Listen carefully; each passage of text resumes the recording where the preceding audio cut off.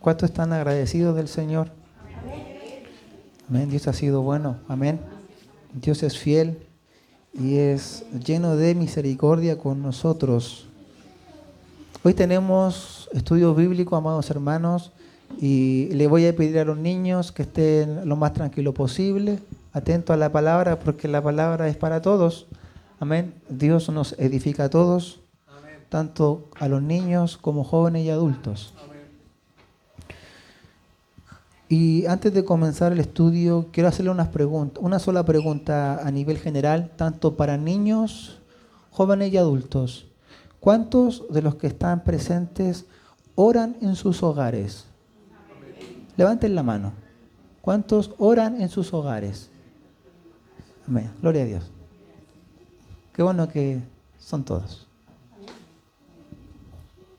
Porque el tema que Dios me instó a hacer para la iglesia se titula Una oración poco común.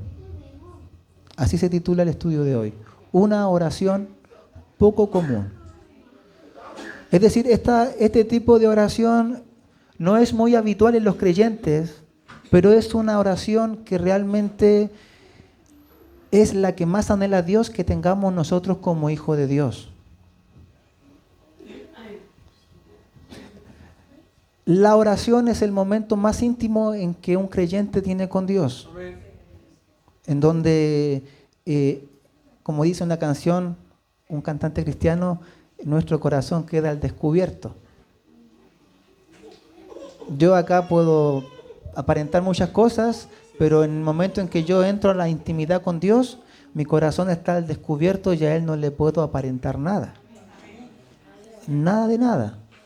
Porque ese es un momento en que yo estoy solo con mi Padre Celestial y derramo mi corazón ante Él y Él me conoce en totalidad. De los pies a la cabeza, ante su presencia estoy literalmente desnudo. Desnudo. Entonces, en ese momento de oración, en el ámbito íntimo que tenemos nosotros con Dios, personal, en ese momento nosotros quedamos al descubierto ante Dios. Y en ese momento cada uno entrega todas sus preocupaciones, ansiedades, le agradece al Señor. Y por lo más común es que la gran mayoría de los creyentes ora para su bien común. Señor, me está pasando tal cosa, mira mi hogar. Y muy pocas veces en nuestra oración miramos más allá de mi vida. Muy pocas veces hacemos eso. Y el anhelo de Dios, amados hermanos, es que también en nosotros tengamos interés en orar de manera intercesora por la iglesia. Que tengamos una oración de intercesión. Entonces, hoy nos vamos a centrar en la oración de intercesión. Por eso le titulé Una oración poco común.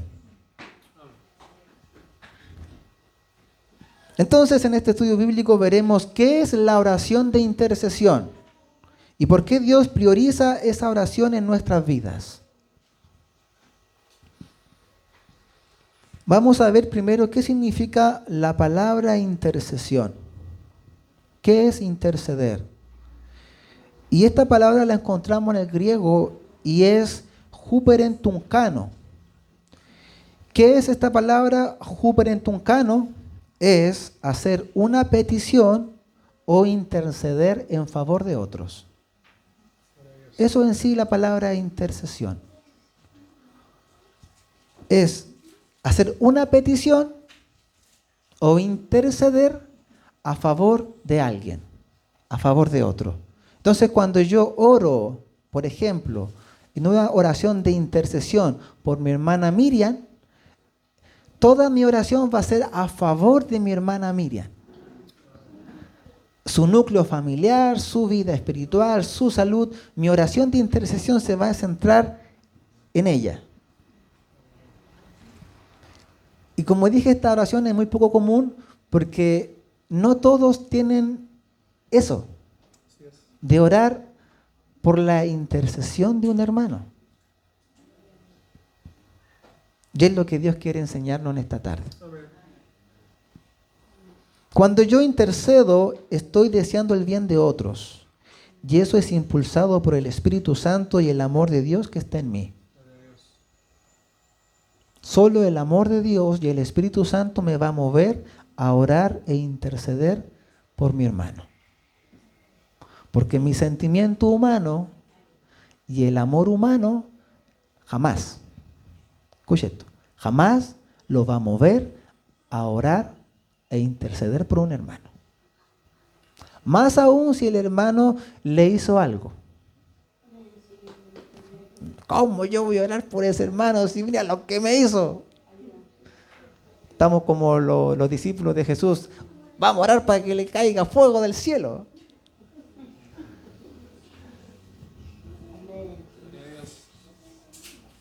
Y vamos a partir viendo el ejemplo de nuestro Señor Jesucristo. Nuestro Señor Jesucristo intercede por nosotros, a favor nuestro. Y vamos a empezar a ver Biblia. Busquen el libro de Romanos, Romanos capítulo 8, versículo 33 al 34. La versión que estoy leyendo es la nueva versión internacional. Dice así: ¿quién acusará a los escogidos de Dios? Dios es el que justifica. ¿Quién condenará?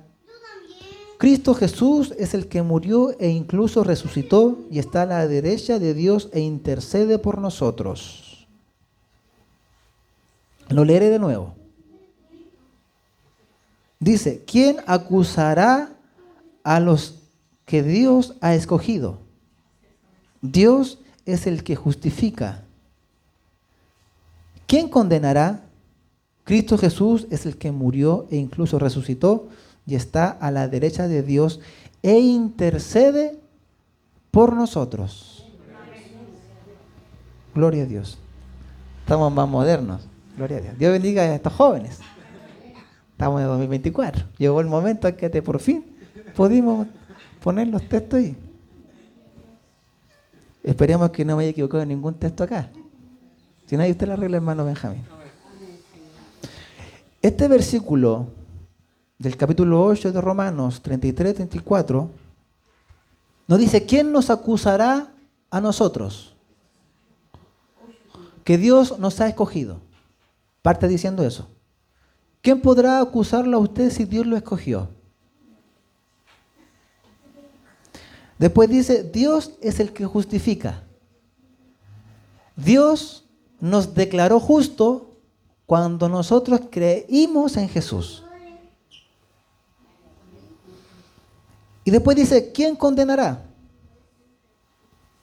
Cristo Jesús es el que murió e incluso resucitó y está a la derecha de Dios e intercede por nosotros. Estos versículos muestran la obra intercesora de Cristo en favor de los escogidos. Porque dice, ¿quién nos podrá acusar si Dios nos escogió? Y nos ha justificado por medio de la fe en la obra perfecta de Cristo. Segundo, ¿quién te condenará si Dios exaltó a Jesús hasta lo sumo y lo puso como juez de vivos y muertos? Ahora Él se presenta no solo como un juez, sino como un abogado. Imaginémonos a Jesús exaltado, sentándose a la derecha de Dios el Padre. A ese nivel. Y no solo está como un juez, sino que se presenta como un abogado defensor de nuestras vidas. Gloria a Dios. Es decir, hay uno que nos defiende día a día e intercede a cada momento por nosotros. Y es nuestro Señor Jesucristo. ¿Cuántos creen eso? Eso está en la palabra. Que a veces me caigo, me tropiezo, a veces me cuesta, soy débil. Hay uno que está a la derecha de Dios el Padre intercediendo por mí. Jesucristo no solo nos salvó, sino que también resucitó y como vive eternamente, siempre intercede por nosotros. No hay un día en que Dios no esté intercediendo por nosotros. No haya un día, ni un solo día, por más que nosotros tengamos culto los jueves y los domingos, Él de lunes a domingo, los 365 días del año, las 24 horas del día, está intercediendo por mi vida para que yo crezca en la fe. En Hebreos capítulo 7, versículo 25 dice, por lo cual puede también salvar perpetuamente a los que por Él se acercan a Dios, viviendo siempre para interceder por ellos. Este es tremendo. Que intercede siempre por ellos. Nuestro Señor Jesucristo, estando en la tierra, reflejaba este carácter intercesor por sus discípulos. Vamos a ver algunos versículos de Juan 17. Cuando Jesús, antes de dar su vida en la cruz, Él reúne a todos sus discípulos y hace una oración grupal. Y Jesús empieza a orar por sus discípulos. Imaginémonos nosotros estando en esa oración y solamente escuchando a Jesús. Y parte en el versículo 9. Cuando tenga tiempo en su casa, léalo del versículo 1. Yo acá solamente puse los versículos en donde Jesús empieza a interceder por sus discípulos. Dice, yo ruego por ellos. Parte diciendo versículo 9 del capítulo 17. Yo ruego por ellos. No ruego por el mundo, sino por los que me distes, porque son tuyos. Y todo lo mío es tuyo y lo tuyo es mío. Y he sido glorificado en ellos. Y ya no estoy en el mundo, pero ellos sí están en el mundo, y yo voy a ti. Padre Santo, a los que me has dado, cuídalos en tu nombre para que sean uno como nosotros. Cuando estaba con ellos en el mundo, yo los cuidaba en tu nombre. A los que me diste, yo los cuidé, y ninguno de ellos se perdió, sino el hijo de perdición, para que la escritura se cumpliera. No ruego que los quites del mundo, sino que los protejas del mal.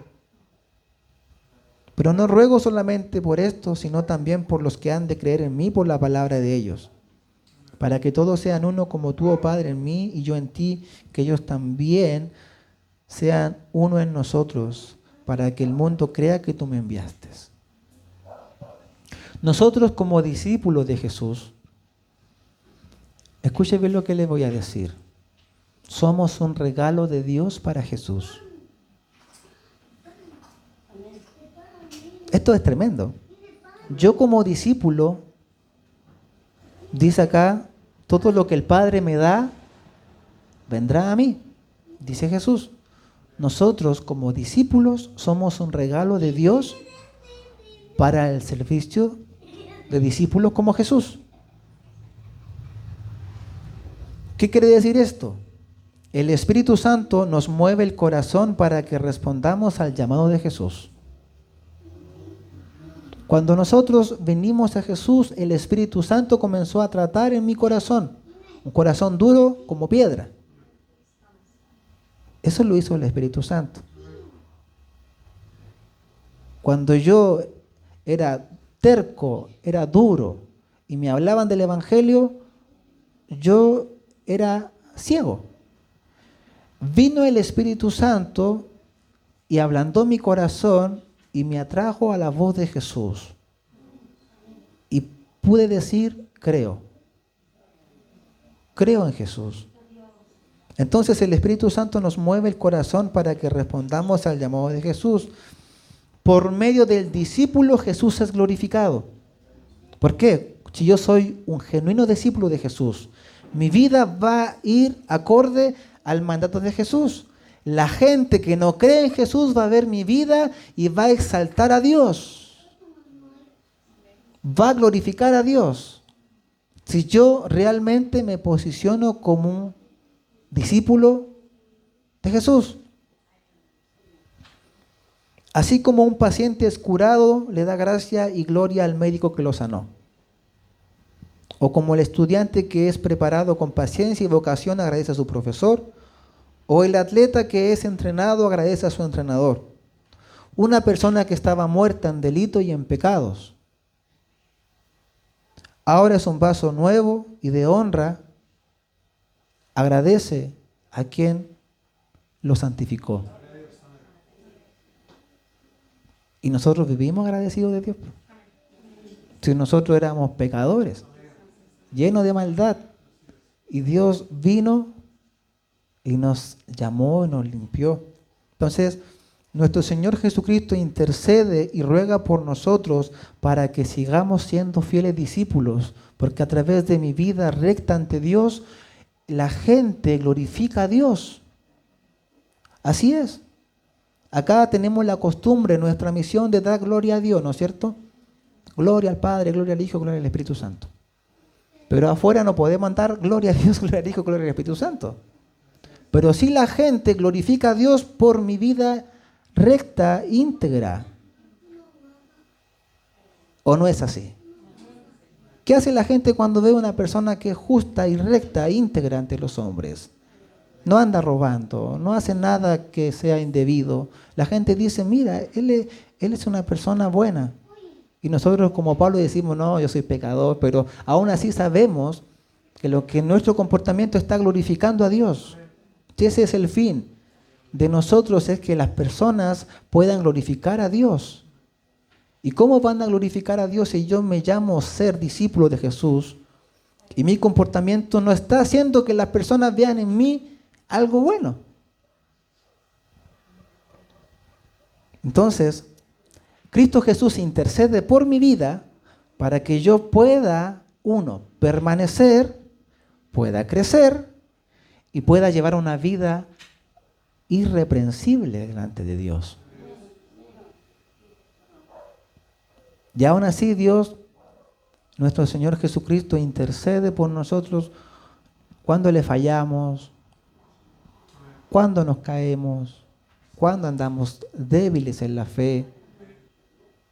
Nuestro Señor intercede. Hay una historia, una parábola creo que es, en donde viene el dueño de la viña y viene y dice, ¿qué pasa con estos árboles que nos están dando fruto?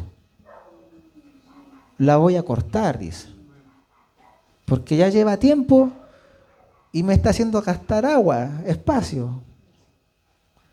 Y viene el que cuida, el que está trabajando ahí, el que ha plantado, porque cuando uno planta, uno sabe el sacrificio y el esfuerzo que lleva a plantar, de cuidar el árbol, podarlo, todo eso cuesta. Entonces cuando viene el dueño y dice, no, esto hay que cortarlo porque ya no está produciendo fruto, viene el cuidador, el que está trabajando y dice al dueño, no lo corte. Dele un año más, dice. Intercediendo por el árbol para que no sea cortado. Dele un año más. Y así es nuestro Señor con nosotros. A veces nosotros no estamos dando fruto. Y dicen, no, este está puro, no está haciendo nada. Y ahí está el Señor Jesús arriba en el cielo. No lo cortes. Yo morí por Él. Yo entregué hasta mi última gota de sangre por Él. Dale un año más. Yo voy a tratar con Él. Yo voy a tratar con ella. Yo voy a obrar en su corazón. Eso hace el Señor con nosotros.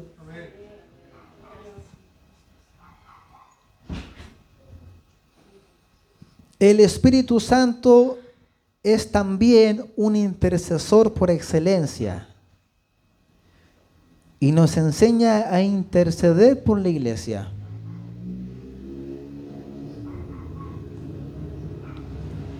Le hago otra pregunta, amados hermanos. ¿Quiénes de los que están acá tienen debilidades?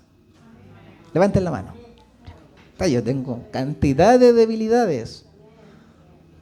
Podría anotarla en una plana completa todas mis debilidades.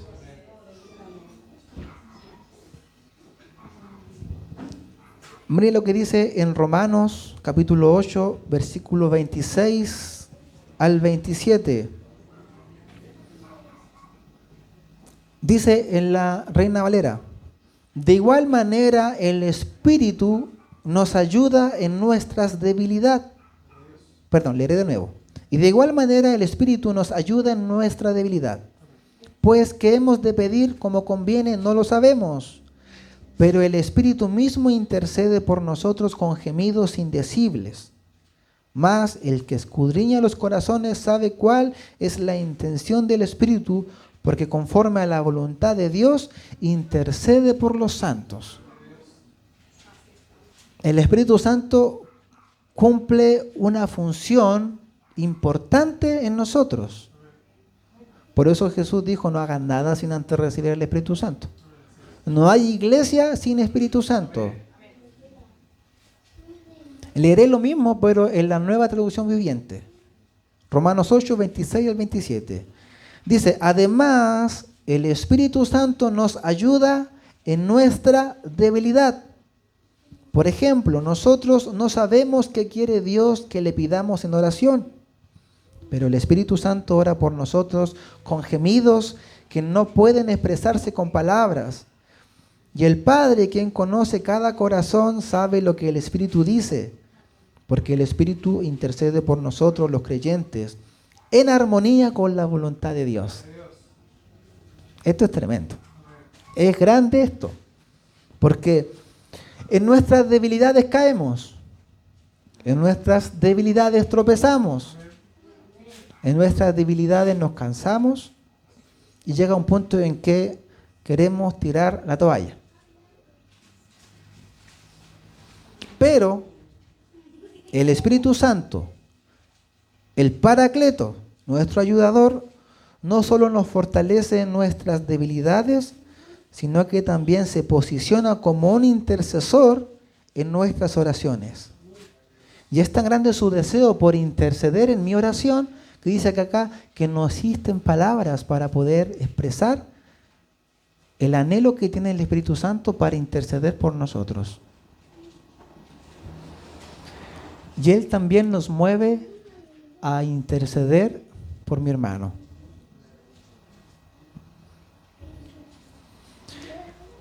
El Espíritu Santo tiene la misma naturaleza que Dios el Padre, tercera persona de la Trinidad. Y Él conoce mi vida y conoce su vida. Eso hace el Espíritu Santo. Eso puede hacer el Espíritu Santo. Él conoce qué área de mi vida y qué área de su vida necesitamos fortalecer. El Espíritu Santo sabe qué cosas nos hacen caer y tropezar. Sabe a qué le temo.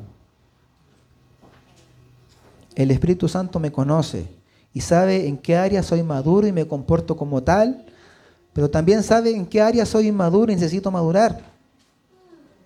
Todo eso y más sabe el Espíritu Santo. Aún más conoce en qué lugar y área dentro del cuerpo de Cristo estaré sirviendo en unos años más. Todo eso y más sabe el Espíritu Santo, porque Él es soberano, omnisciente, omnipresente, omnipotente. Ese es el Espíritu Santo. Entonces, cuando en nuestras oraciones, en mis oraciones, estoy dejando que el Espíritu Santo interceda en mi oración empieza a cambiar de dirección. Ya no se va a centrar en mí, sino que se va a centrar en la voluntad de Dios. Cuando yo le doy el lugar al Espíritu Santo en mi devocional, cuando estoy orando solo en mi pieza, solo en mi living, donde yo tengo mi lugar íntimo con Dios, empecemos a hacer este ejercicio práctico. Dígale al Espíritu Santo: guía mi oración. Cuando usted esté solo en su pieza, en el momento de intimidad con Dios y empieza a orar, dígale, Espíritu Santo, guía mi oración y enséñame a orar. Porque Él está con un deseo terrible, grande, de interceder en mi oración. Cuando yo me veo en el espejo, puedo ver mis imperfecciones. El Espíritu Santo conoce mi imperfección que tengo exterior e interior. En una oración, el salmista dice, Señor, ve mi corazón y pruébame. Y muéstrame si hay en mí caminos de iniquidad. Y enséñame a andar por el camino de la verdad. Lo parafraseé, pero es algo similar a eso. Cuando nosotros le permitimos al Espíritu Santo que interceda en mi oración y se involucre en mi oración, Él va a empezar a orar, primero para decirle al Señor, Señor, soy débil en estas áreas. Señor, enséñame a madurar en estas áreas. Porque el Espíritu Santo, ¿qué hace? No solamente nos convence de pecado. A veces creemos que solamente nos convence de pecado. No, el Espíritu Santo nos convence de todo lo que a Dios nos quiere que saque de nuestras vidas y también nos muestra lo que quiere que hagamos. Eso hace el Espíritu Santo.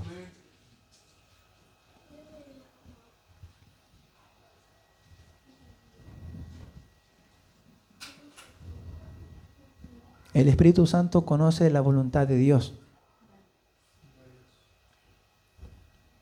por excelencia. Entonces, cuando yo involucro al Espíritu Santo en mi oración, Él va a empezar a guiar mi oración para que yo pueda estar en la voluntad de Dios. Podría decir que el Espíritu Santo movió a Jesús cuando estaba lleno de la presencia de Dios y dijo, Padre, le empezó a decir, quítate de mí esta copa. Porque estaba diciendo, Padre, quítate de mí esta copa. Y empieza a decir, después dice, no, Padre, no se haga mi voluntad, sino la tuya. A veces en mis oraciones empiezo a pedir por mi voluntad. Señor, quiero esto, necesito esto, me falta esto, Señor. Cuando yo empiezo a involucrar al Espíritu Santo en mi oración, toda la oración se va a centrar en que yo pueda hacer la voluntad de Dios. Toda. ¿Estamos involucrando al Espíritu Santo en mis oraciones que hago diariamente ante Dios? ¿O solamente empiezo a decir palabras, lo que me venga a la mente y empiezo a dar gracias al Señor? Empecemos a involucrar al Espíritu Santo. Empecemos a involucrar al Espíritu Santo en mi oración. Y no estoy diciendo que es algo mágico que vamos a hacer, no. Solamente nos vamos a arrodillar, Señor, Espíritu Santo, guía mi oración. Espíritu Santo, ayúdame a pedir. Señor, Espíritu Santo, intercede tú en mi oración. Porque eso es lo que me dice la palabra de Dios. Gloria al Señor. Esto dice, además el Espíritu Santo nos ayuda en nuestra debilidad. Por ejemplo, nosotros no sabemos qué quiere Dios que le pidamos en oración. Pero el Espíritu Santo ora por nosotros con gemidos que no se pueden expresar con palabras. Y el Padre, quien conoce cada corazón, sabe que el Espíritu dice, sabe lo que el Espíritu dice, porque el Espíritu intercede por nosotros, los creyentes, en armonía con la voluntad de Dios. Y eso a nosotros nos empieza a ablandar el corazón y nuestro carácter a la voluntad de Dios. Eso comienza a ser el Espíritu Santo en nuestras vidas. No se desconcentre de los niños. el Espíritu Santo comienza a ablandar nuestro corazón para que yo me rinda a la voluntad de Dios.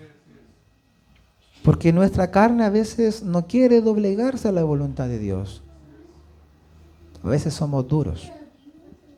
Y Dios necesita interceder y tratar en nuestras vidas.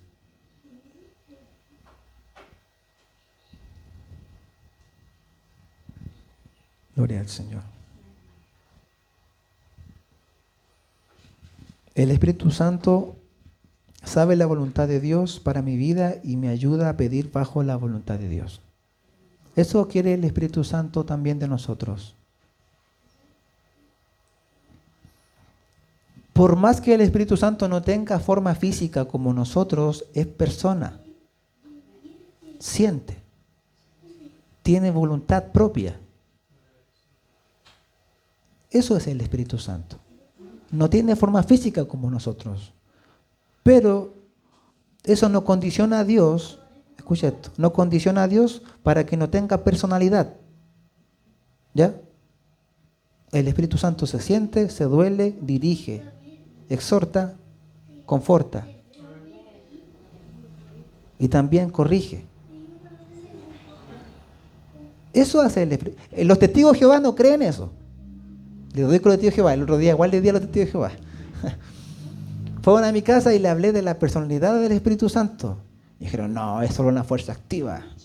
El Espíritu Santo no siente, si es como el viento. Y les dije, entonces, ¿por qué la palabra dice no contristéis al Espíritu Santo que mora en vosotros? ¿Por qué dice eso la palabra? No contristéis al Espíritu Santo que mora en vosotros. ¿Qué es contristar? Entristecer. Y si se entristece es porque siente. Se duele. El que nos hace sentir mal cuando pecamos es el sentir que tiene el Espíritu Santo. No es mi propia conciencia. Es el Espíritu Santo que mora en nosotros que nos dice, mira, eso no es bueno. Y nos contrista también a nosotros. Por eso a veces andamos tristes. Y no es que Dios le agrade que estemos tristes. Pero sí a veces Dios pone ese sentir en nuestro corazón para que nos humillemos ante Él y Él nos restaure. La palabra de Dios nos enseña a que debemos orar constantemente y también debemos orar unos por los otros en intercesión por el favor de mi hermano en Cristo Jesús. Como dije al comienzo, no todos tienen este deseo de orar, de interceder por el hermano. Si usted hasta el día de hoy, Dios lo ha movido a interceder por su hermano, denle gracias al Señor. Si hasta el día de hoy su oración solamente era de manera personal, desde hoy comience a orar por su hermano. Porque esa también es voluntad de Dios. Dice en Efesios capítulo 6, versículo 18, oren en el Espíritu en todo momento y en toda ocasión. Manténganse alerta y sean persistentes en sus oraciones por todos los creyentes en todas partes. En todo momento debemos ser persistentes en nuestras oraciones en el Espíritu por todos los creyentes en todas partes. No solamente por los hermanos de la iglesia de La Serena, sino que también por los de otras denominaciones, que están en otras ciudades, por los que están en otros países. Debemos hacer una oración local e universal. El apóstol Pablo, cuando le escribe a los efesios, les dice cuánto ha estado orando por ellos e intercede por ellos. En Efesios capítulo 1, versículos 16 al 21. Versículos 16 al 21. Dice el apóstol Pablo escribiéndole a los efesios: no ceso de dar gracias por ustedes al recordarlos en mis oraciones, para que el Dios de nuestro Señor Jesucristo, el Padre de gloria, les dé espíritu de sabiduría y de revelación en el conocimiento de Él. Pido también que Dios les dé la luz necesaria para que sepan cuál es la esperanza a los que los ha llamado, cuáles son las riquezas de la gloria en su herencia en los santos, y cuál la supereminente grandeza de su poder para con nosotros, los que creemos según la acción de su fuerza poderosa, la cual operó en Cristo y lo resucitó de entre los muertos y lo sentó a su derecha en los lugares celestiales, muy por encima de todo principado, autoridad, poder y señorío, y por encima de todo nombre que se nombra, no solo en este tiempo, sino también en el venidero. El apóstol Pablo, cuando ora por los hermanos de Efesios, en su oración hay 4 propósitos. Y cuánto me gustaría que nosotros pudiéramos añadir estos 4 propósitos en mi oración para interceder por mi hermano. 1, Pablo ora para que nuestro Dios el Padre le dé espíritu de sabiduría y de revelación en el conocimiento de Él. Yo me veo ya al hermano Luciano orando por mi hermano Álvaro, diciéndole: Padre, dale espíritu de sabiduría y de revelación a mi hermano Álvaro. 2, el apóstol Pablo pide también que Dios les dé la luz necesaria para que sepan cuál es la esperanza a la cual los ha llamado. Es grande el amor que tiene el apóstol Pablo en la manera en que ora e intercede por los hermanos. Dios, te pido que les des luz necesaria para que sepan cuál es la esperanza a la cual los ha llamado. Porque a veces nosotros estamos así como medios confusos, no sabemos a qué Dios nos ha llamado, no sabemos cuál es nuestra esperanza que tenemos en Cristo Jesús, y andamos medios flacos a veces en la fe, porque no tenemos una convicción firme en Cristo Jesús. Vemos al hermano o hermana a veces que está débil, porque quizás tropezó un poco y piensa que Dios ya la desechó por completo, porque no está bien fundamentada en la palabra. Entonces Pablo dice: Dios, dale la luz necesaria para que sepan cuál es la esperanza a la cual los has llamado. 3, Pablo pide que puedan conocer cuáles son las riquezas de la gloria de su herencia para los santos. Por eso usted va a ver hermanos que tienen una fe tremenda en cuán enriquecidos están en Cristo Jesús. Quizás no pueden tener nada material, pero tal es su conocimiento de lo que han recibido en Cristo que se sienten pero ricos en Cristo Jesús. Y usted lo ve con unas perchas más o menos, siempre con la misma ropa, pero ese hermano anda así, pero porque sabe cuán heredero es en Cristo Jesús.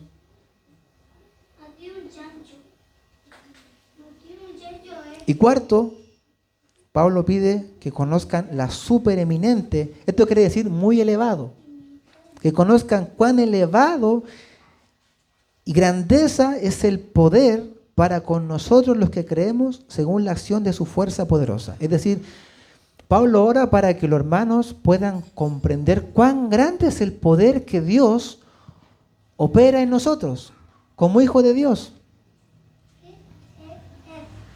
Entonces, imagínense nosotros en nuestras oraciones añadiéramos estos 4 propósitos para cuando oremos por un hermano. A veces nosotros, habla el libro de Santiago, la epístola de Santiago dice,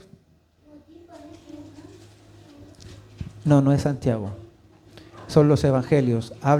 Jesús habla de la paja que tiene el ojo de tu hermano. A veces nosotros somos muy buenos para ver la paja que tiene el hermano en su ojo. Eso es algo natural que está en nosotros.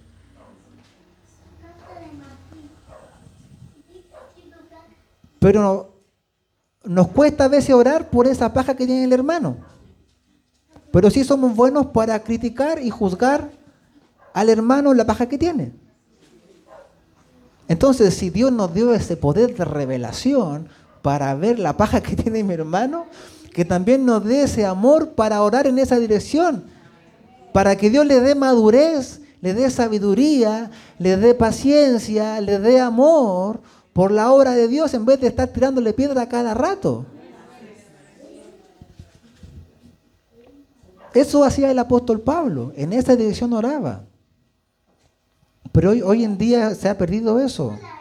Solamente se critica, se juzga desde los púlpitos también, se critica, se tira palo. Y si vemos el apóstol Pablo estaría orando por mi hermana Raquel. Para que Dios le dé sabiduría y revelación. Estaría orando por mi hermano Ariel. Para que Dios le dé sabiduría y revelación. Eso quiere Dios con nosotros. Eso quiere Dios con la iglesia. Quizás ahora, usted o yo puedo decir, no, yo ya estoy maduro, estoy firme en la fe. Pero recordemos nuestros primeros pasos. ¿Cómo fueron nuestros primeros pasos en el Evangelio? No teníamos una fe firme. No teníamos una madurez. No teníamos claridad de la palabra de Dios. A veces dejamos de orar por el hermano o la hermana, ya sea porque me ofendió o porque no he recibido algún favor de él. Y a veces es como que mi oración dependiera de la emoción que siento por el hermano, y no es así. Mi oración no se debe sostener por lo que he recibido del hermano o por lo que el hermano me da. Sea como sea el hermano, Dios me pide a mí que yo ore e interceda en favor del hermano. Santiago, perdón, antes de pasar a esto, en relación a que a veces nuestra oración se limita cuando nuestro hermano me ofende. Y quiero recordar a Moisés, el siervo Moisés, el gran siervo Moisés. Todos sabemos la historia que Dios lo mandó a Egipto a rescatar al pueblo de Israel. Cuando ya estaban en la última etapa de que Dios le iba a dar la tierra prometida, dice que Moisés envía a 12 espías, ¿cierto? 12 espías a ver la tierra prometida. Y vemos que entre esos 12, 10 dijeron, los 12 dijeron lo mismo. Sí, la tierra es buena, fluye leche y miel, hay harto fruto, hay harta riqueza. Pero 10 de los 12 dijeron, pero está difícil entrar, porque hay así unos machos. Van todos los días al gimnasio y no hay cómo entrar. Y empezaron a decir, Dios nos trajo aquí a morir. Cuando el pueblo oyó eso, todo el pueblo se rasgó las vestiduras, agarraron piedras y querían matar a Josué y a Caleb, que fueron los únicos dos de los 12 príncipes que dijeron, oye, pero si hemos visto todo lo que Dios ha hecho con nosotros, hemos visto cómo Dios nos sacó de Egipto, todo lo que Dios hizo, cómo abrió el mar. Dios puede hacer así y nos entrega la tierra. Pero solo 2 tenían ese sentir y esa fe en Dios. Los otros 10, como dicen los jóvenes, andaban asustados.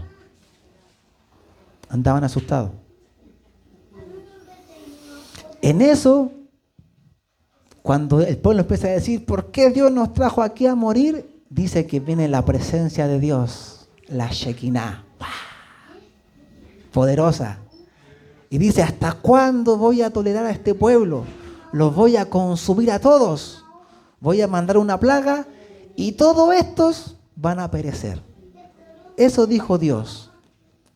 Moisés, sabiendo el duro corazón del pueblo, se aparta y empieza a interceder por los malvados, impíos del pueblo de Israel, diciéndole, Dios, tú nos sacaste de Egipto. ¿Qué van a decir las demás naciones que los sacaste de Egipto para matarnos en el desierto? impulsados por el amor de Dios, reflejando el carácter de Cristo, que cuando Cristo lo estaban matando en la cruz, intercediendo por sus transgresores. Lo mismo que tenía Esteban cuando estaba siendo apedreado, el primer mártir, cuando estaba a punto de morir, intercede por el pueblo que lo estaba matando. Solamente el amor de Dios nos moverá a interceder por aquellos que te han ofendido. Si no es así, tu oración se va a condicionar y no vas a orar e interceder por ellos. Ahora sí pasamos a Santiago 5:16. Dice, confiesen sus pecados unos a otros y oren unos por otros para que sean sanados. La oración del justo es muy poderosa y es eficaz.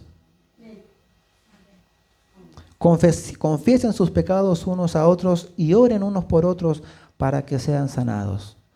A veces vivimos enfermos, tanto físicamente como espiritualmente, porque no oramos por otros y no confesamos nuestras ofensas los unos a los otros.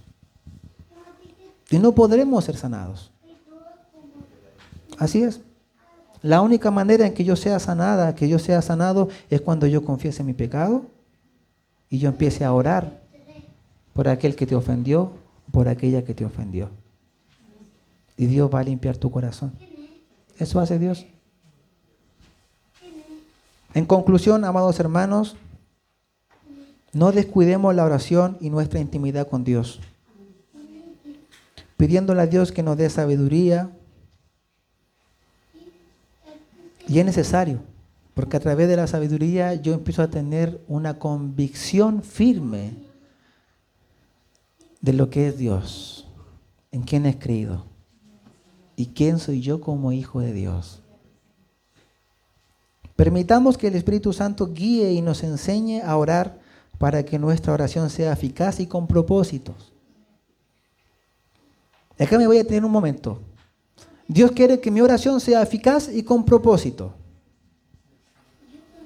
En Mateo 6:7 Jesús dijo, y orando no uséis vanas repeticiones como los gentiles que piensan que por sus palabrerías serán oídos. Y esto hay que hacer un paréntesis. A veces nosotros doblamos nuestras rodillas a Dios y empezamos a decir palabras repetitivas siempre, sin pensar y meditar en lo que estoy diciendo. Si mi oración se está centrando primeramente en agradecer a Dios, en entregar mis cargas y luego en pedir a que el Espíritu Santo guíe la oración para que yo me centre en la voluntad de Dios. Si empiezo a tener oraciones repetitivas, eso a Dios no le agrada. Podríamos decir que es como tiempo perdido en la oración. Y se lo digo con mucho amor. Con mucho amor. Es como los religiosos de otras religiones que dicen todo el mundo, siempre la misma oración es repetitiva y sin sentido y la oración no se vuelve eficaz. Y por último, ora por tu hermano en Cristo Jesús, así como lo hacía el apóstol Pablo. Y usted va a ver cómo Dios va a empezar a obrar en su hermano que a veces está débil, en su hermana que a veces está débil. Dios bendiga este estudio bíblico. Amén. Dios nos ayude cada día a orar. Y inundémonos en la oración. A veces no le damos importancia a la oración, pero la oración es muy relevante en la vida del creyente. Es tan necesaria como el respirar para nosotros es la oración. Así es. Yo respiro, inhalo, eso es el nombre de esto, inhalar. Inhalo, yo debo tener oración. Y cuando exhalo, lectura bíblica. Así debe ser nuestra vida como cristianos. Oración, lectura bíblica. ¿Quiere crecer más? Añádale ayuno. Potente. Pongámonos en pies y vamos a orar por el estudio que Dios nos ha entregado. Padre, te damos gracias por la palabra que tú nos has dado en esta tarde. Te damos gracias porque tú nos enseñas cada día la oración y nos haces crecer en ella, Padre. Te pedimos perdón si hasta el día de hoy no le habíamos dado la importancia necesaria a la oración, Señor, y sobre todo en el área de la intercesión. Enséñanos a orar de manera intercesora, Padre. Necesitamos aprender a orar de manera intercesora. Haznos entender cuán grande es el trabajo que hizo Cristo en la cruz por todos nosotros, para que también nosotros en esa área tengamos también el carácter de Cristo, que intercede por nosotros. Ayuda a cada hermano a interceder por su hermana y por su hermano. Cuando lo vea débil, en vez de juzgarlo y criticarlo, que levante una oración de intercesión por él, por ella, Padre. Necesitamos que tú levantes en este lugar hombres y mujeres de intercesión, Señor. Ayúdanos, Padre Celestial. Te damos toda la honra y la gloria a ti, Padre, a nuestro Señor Jesucristo y al Espíritu Santo. Te lo damos, Padre, a ti, en el nombre de Jesús. Amén.